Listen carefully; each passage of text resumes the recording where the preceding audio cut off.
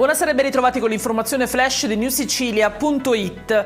Consegnati i progetti per i 2 termovalorizzatori che sorgeranno a Palermo e Catania, rappresentano un passaggio decisivo nell'attuazione del nuovo piano regionale dei rifiuti e nella realizzazione della nuova rete impiantistica siciliana. I progetti consegnati consistono in oltre 700 elaborati.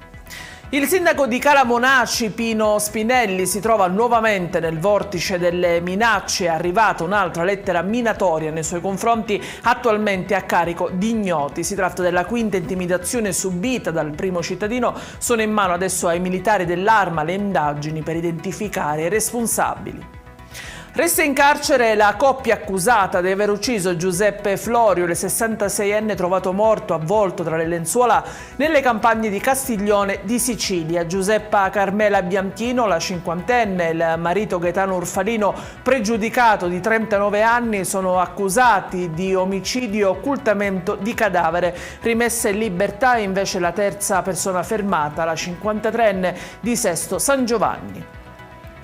La Procura Generale di Catania ha chiesto alla Corte d'Assise d'Appello la conferma della condanna all'ergastolo per il 52enne Vincenzo Villani Conti, l'ex infermiere dell'ospedale Cannizzaro. Quest'ultimo è accusato dell'omicidio di 2 pazienti mentre si trovavano ricoverati al nosocomio catanese. In chiusura il meteo con un primo maggio all'insegna della pioggia e temperature in netto calo, diramata un'allerta gialla per Siracusa, Ragusa e Caltanissetta.